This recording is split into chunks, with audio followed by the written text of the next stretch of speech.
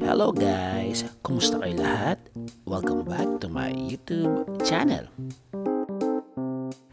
Isa na namang special na recipe ang aking babahagi sa inyo, ang creamy chicken adobo.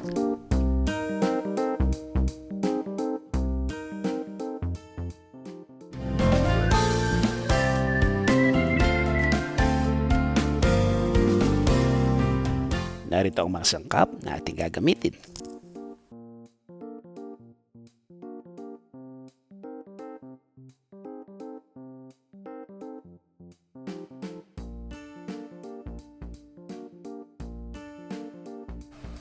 Sa isang maliit na kawali, maglagay tayo ng cooking oil at kapag mainit na ito, pwede natin ilagay ang bawang.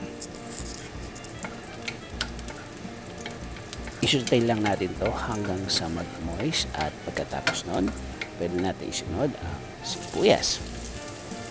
Isusutay lang natin to hanggang sa lumambot ang sibuyas, not necessarily na magkaramelis ito.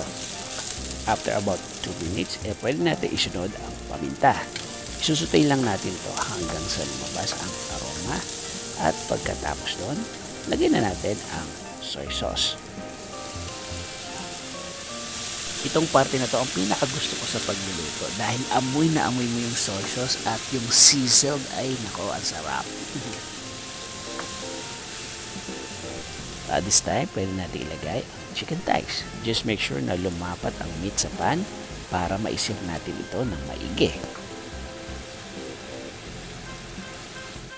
So guys, tatakpan lang muna natin ito at hayaan natin itong mag-sear ng about 5 minutes. Pagkatapos nun ay balikan natin at baligtarin. O guys, kung kayo ay nanonood pa rin at this point, huwag nyo naman kalimutan na mag-subscribe ha. At i-click nyo na rin yung bell button para lagi kayong updated sa mga bagong videos na aking upload.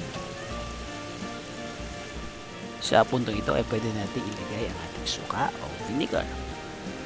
Ilagay na rin natin ang bay leaves bago natin tutakpan para mag-sear.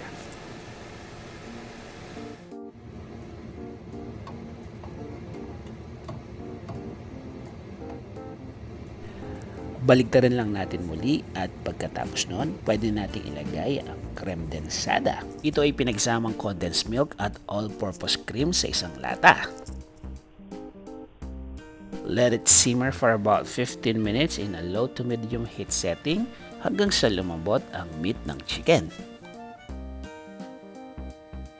Guys, ang complete list ng ating ingredients ay matatagpuan sa dulo ng video ito at meron din naman sa description box.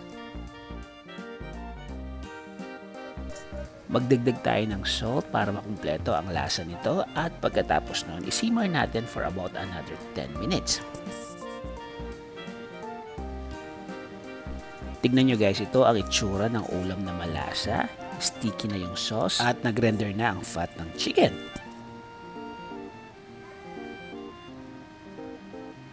At para magkaroon ng konting kick, paglagay tayo ng chili flakes.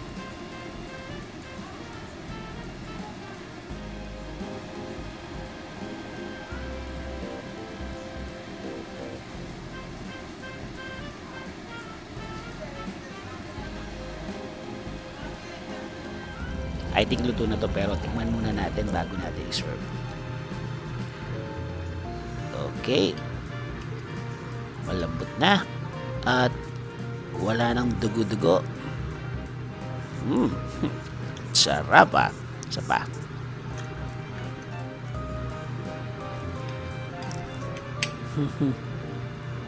Oh, diba? See? Wow. Sarap.